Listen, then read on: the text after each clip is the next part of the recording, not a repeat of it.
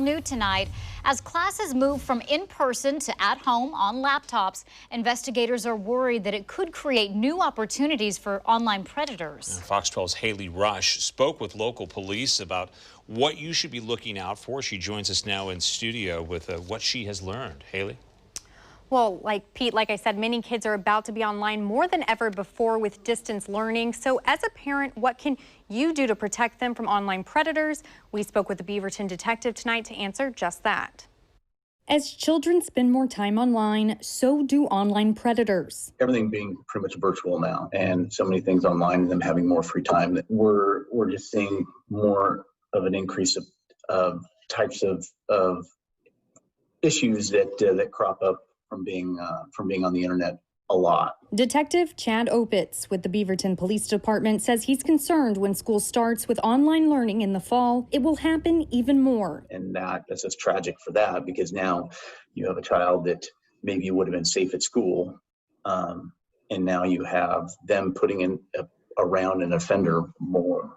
I think it's a consequence that isn't talked about nearly as much as it needs to be with schools and decisions that are made. He says besides more time online, many districts are giving kids additional access to the online world by handing out hotspots and laptops for online learning. For example, I know that I've seen and heard of like the Chromebooks, for example, that schools have that may have passed out last year. Maybe those schools haven't collected those from last year, and they just said, you know what, the returning kids, we're just going to leave it with them.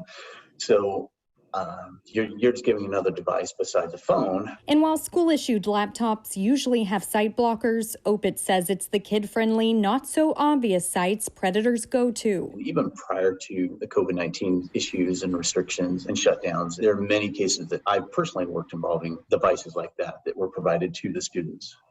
And they'll use to talk to people or maybe even send pictures that they shouldn't. OPITZ encourages parents to keep paying close attention and talk openly with their kids. You kind of shut them out, or you're not in tune with what they're doing or staying involved. They're not going to come forward with much information unless you ask. And you can do that in a way where it's a positive experience for them, meaning they're not going to be in trouble if they come to you with, hey, mom or dad, this person on this site started talking to me. OPITZ says he also knows parents are tired right now, often working from home with their kids, and that can make it easier to let them have extra screen time, but he encourages them to not relax on internet rules.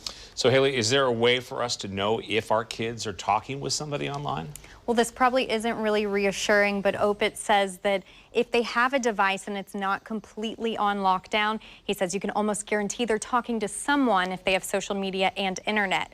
It may not necessarily be bad, but he says kids have a lot of time on their hands, especially now, and they're looking for connections just as much as anybody. Again, he says just talk with your kids, and instead of getting upset if they're talking with someone, maybe use it as a teachable moment so they'll come to you again. In studio, Haley Rush, Fox 12 Oregon.